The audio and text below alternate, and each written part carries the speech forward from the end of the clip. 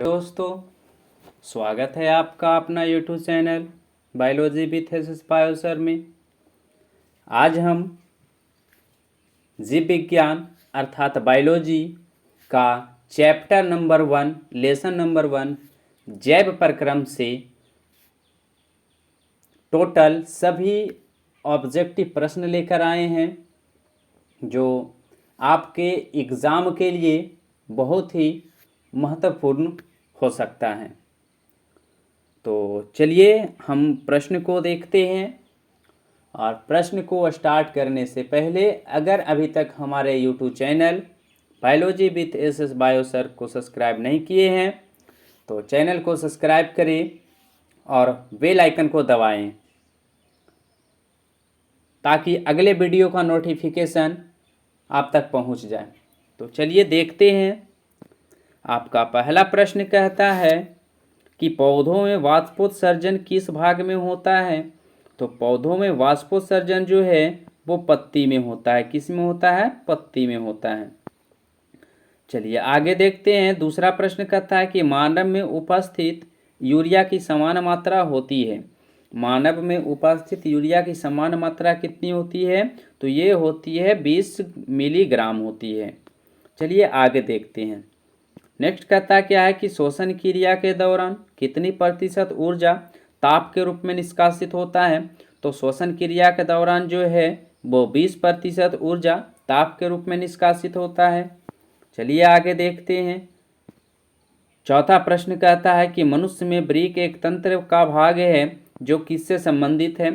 तो मनुष्य में वृक्क जो है उत्सर्जन से संबंधित है ना। किससे?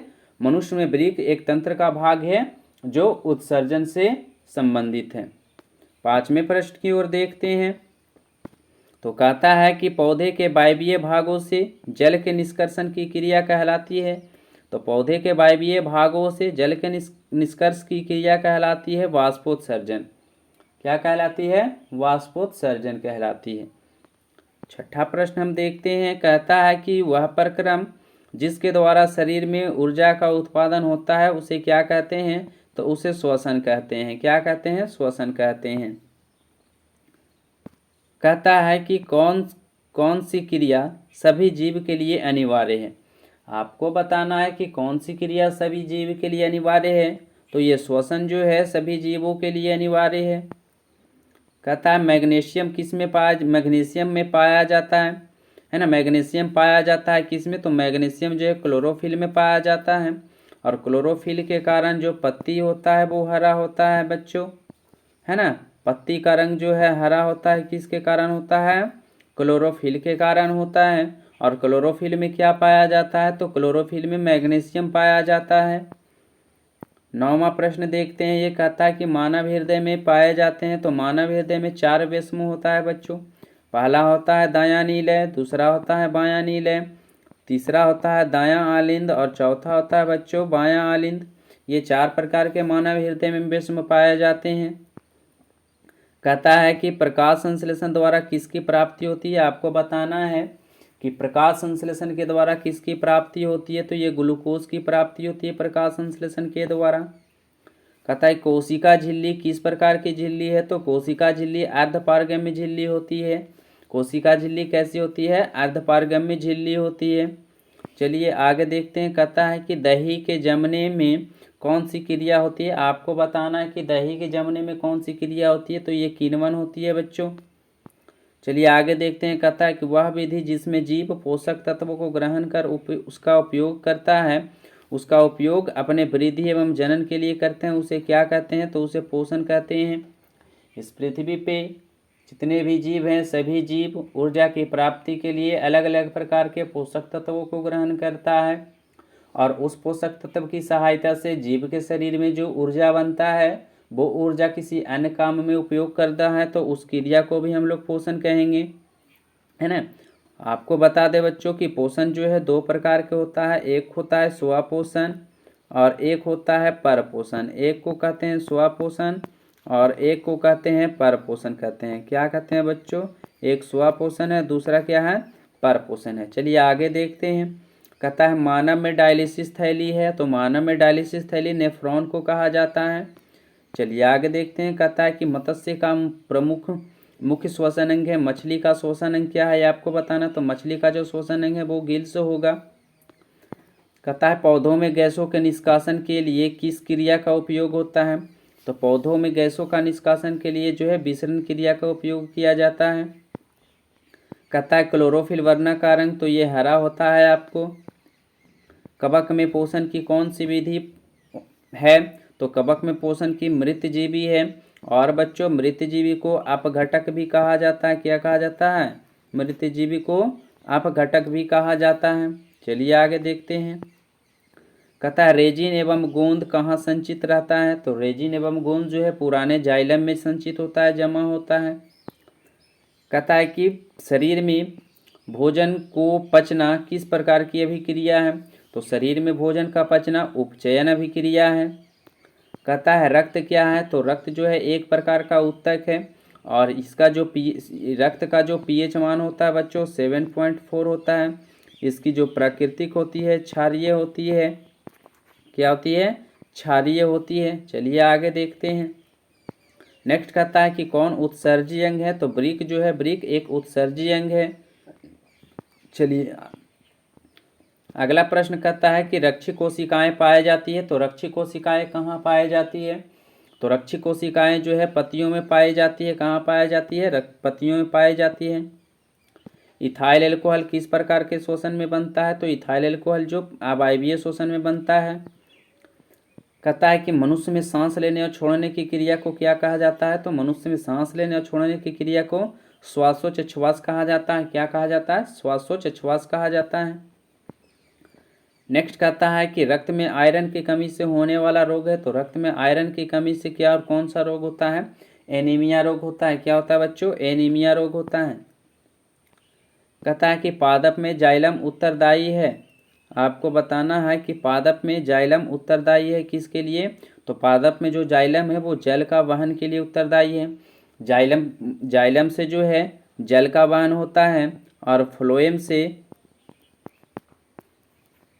फ्लोएम से खाद्य पदार्थों का वहन होता है, यानी कि भोजन का वहन होता है। खाद्य पदार्थों का वहन होता है, भोजन का वहन होता है। आगे देखते हैं। कहता है कुटपाद किस में पाया जाता है। तो कुटपाद जो है बच्चों अमीबा में पाया जाता है। और अमीबा जो है एक कोशिकीय मृदु जलीय और प्राणी समपोषी जीव है। क्या है बच्चों। प्राणी समपोषी जीव है। प्राणी समपोषी जीव है। इसका आकार अनिश्चित होता है और शरीर के कोई भी सतह से भोजन का अंतग्रहण कुटपाद की सहायता से कर लेता है। चलिए आगे देखते हैं। कहता है प्राकृतिक में ऑक्सीजन का संतुलन कैसे बना रहता है।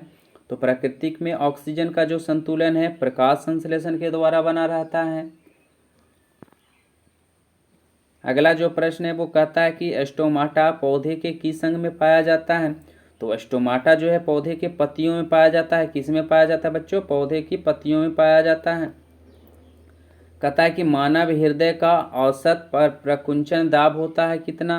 तो मानव हृदय में औसत प्रकुंचन दाब जो होता है 120 mmHg होता है। 120 स्तंभ पारे के बराबर होता है।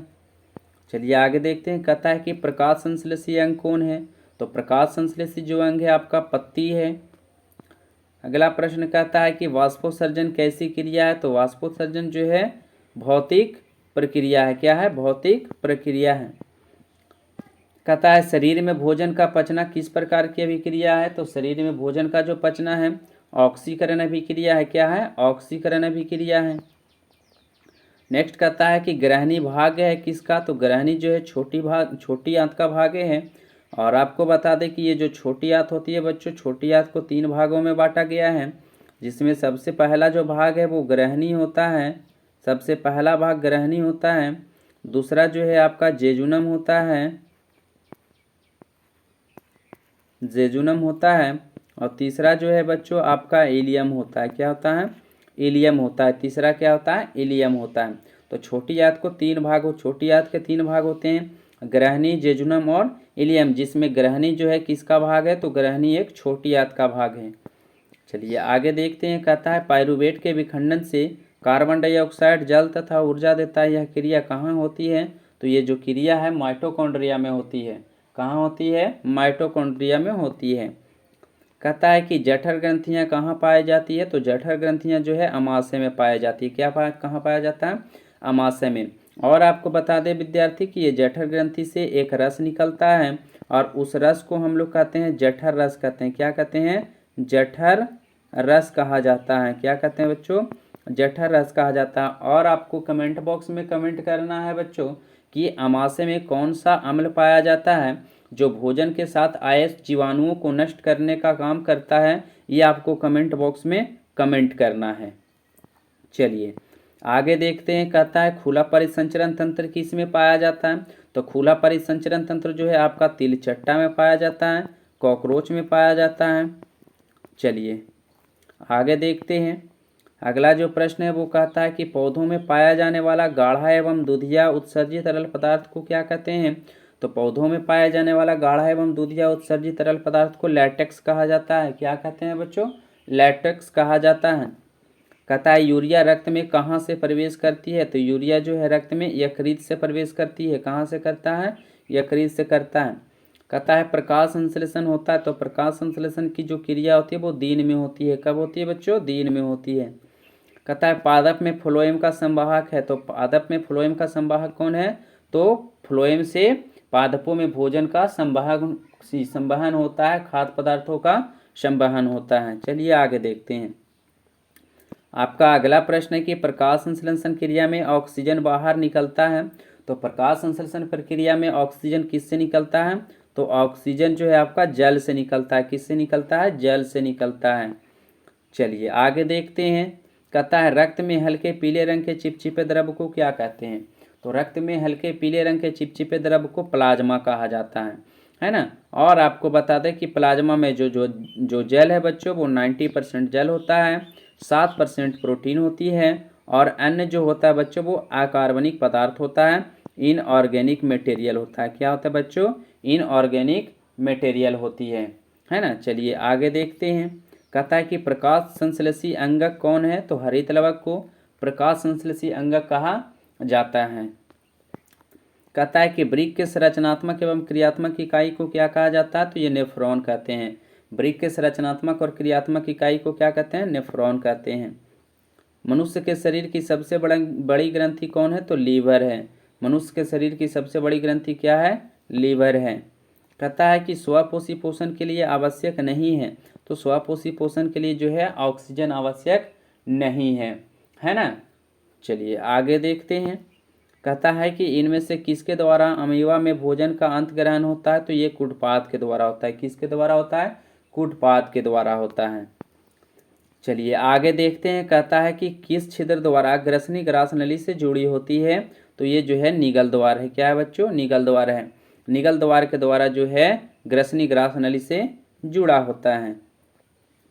कहता है कि रक्त का थक्का बनाने में कौन सहायक होता है? तो रक्त का थक्का बनाने में जो है रक्त बिंबाणु, इसे हम लोग प्लेटलेट्स भी कहते हैं। क्या कहते हैं बच्चों? प्लेटलेट्स भी कहते हैं, है ना। रक्त बिंबाणु या प्लेटलेट्स भी कहा जाता है इसे। चलिए आगे देखते हैं। कहता है पाचन की क्रिया पूर्ण होती है। तो पाचन की जो क्रिया पूर्ण होती है वो छोटी आंत में होती है। कहाँ होती है? छोटी आंत में होती है, स्मॉल इंस्टाइन में होता है। कहाँ होता है बच्चों? स्मॉल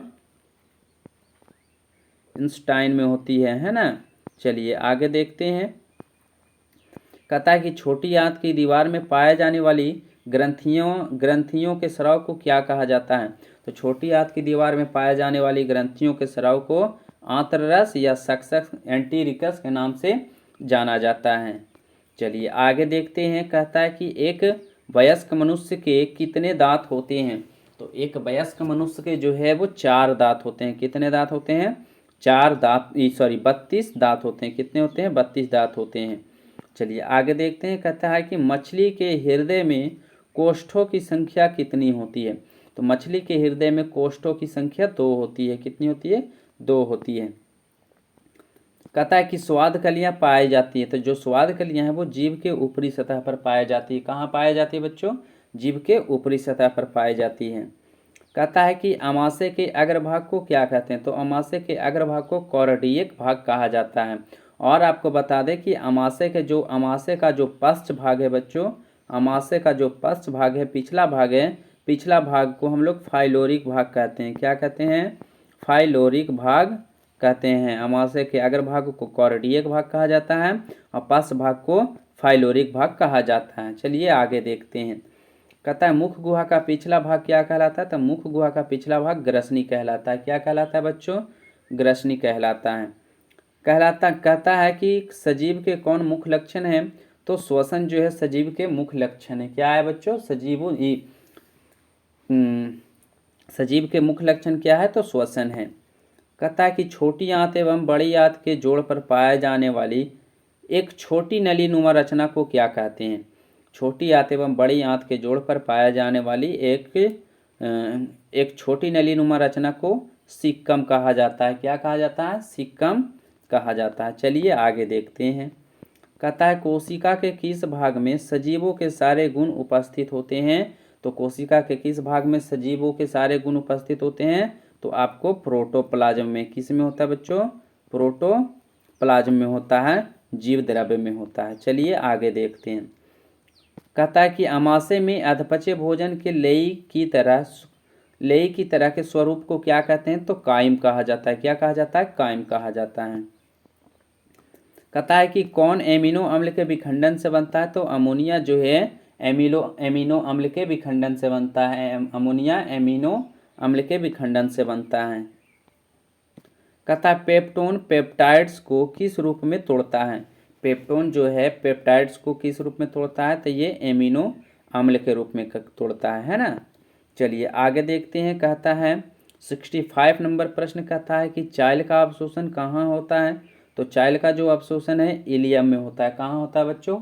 इलियम में होता है। कहता है कि मनुष्य के आहार नाल की कौन सी रचना अवशेषीय अंग है? तो अपेंडिक्स है ना। अपेंडिक्स जो है हमारे अंग में, हमारे शरीर में अवशेषीय अंग की तरह कार्य करता है। इसका कोई कार्य नहीं होता है। चलिए आगे देखते हैं। कहता है कि कौन सी रचना अमीबा में भोजन का अंतग्रहण होता है? तो ये आपको बताएं कि कुटपाद के द्वारा। कहता है कि डेंटाइन के ऊपर दांतों की सुरक्षा हेतु पाए जाने वाली कठोर परत को क्या कहते हैं? तो इनामेल कहा जाता है। क्या कहा जाता है बच्चों? इनामेल कहा जाता है। अगला प्रश्न है, कहता है पैरामीशियम में भोजन का ग्रहण होता है। पैरामीशियम में भोजन का जो ग्रहण होता है वो कोशिका मुख द्वारा होता है, साइटोस्टोम द्वारा होता है। किसके द्वारा होता है? साइटोस्टोम द्वारा होता है ना। साइटोस्टोम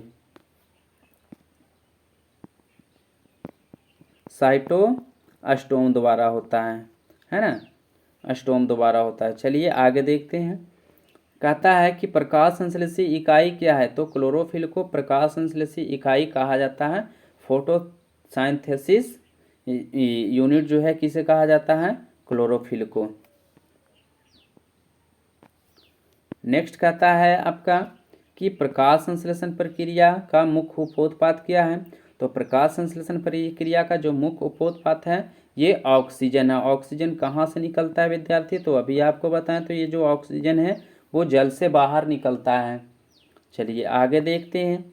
कहता है पैरामीशियम में पाए जाने वाली पोषण विधि को क्या कहते हैं? तो पैरामीशियम में पाया जाने वाली पोषण विधि को प्राणी संपोषण कहते हैं। क्या कहते हैं? प्राणी संपोषण कहते हैं। अगला प्रश्न है कि किसे प्रकाश संश्लेषी अंगक कहा जाता है? तो हरित लवक को प्रकाश संश्लेषी अंगक कहा जाता है। आगे देखते हैं। कहता है कि जठर ग्रंथि की कौन सी कोशिका हाइड्रोक्लोरिक अम्ल का स्राव करती है? जठर ग्रंथि की कौन सी कोशिका हाइड्रोक्लोरिक अम्ल का स्राव करती है? तो ये जो भीतीय कोशिका है, भीतीय कोशिका जठर ग्रंथि की कोशिका हाइड्रोक्लोरिक अम्ल का स्राव करती है। लास्ट प्रश्न आपका कहता है कि मनुष्य के मुख गुहा में कितनी जोड़ी लार ग्रंथियां पाई जाती है? तो मनुष्य के मुख गुहा में जो लार ग्रंथियां की संख्या होती है वो 3 होती है। कितनी होती है? 3 होती है। जिसमें पहला जो है आपका विद्यार्थी वो है पैरोटिड लार ग्रंथि, दूसरा है सबलिंगुअल लार ग्रंथि और तीसरा जो है आपका सब मैडिबुलर लार ग्रंथि। ये 3 जोड़ी लार ग्रंथियां जो है मनुष्य के मुख गुहा में पाई जाती हैं। तो आज का यहीं पे जो है फर्स्ट लेसन का टोटल जो ऑब्जेक्टिव जो बनेगा, वस्तुनिष्ठ प्रश्न बनेंगे, यहीं पे समाप्त होता है। इसी तरह से अगले लेसन का, अगले चैप्टर का वीडियो जो है आप लोग के सामने बहुत ही जल्द आएगा। तब तक के लिए जय हिंद, जय भारत।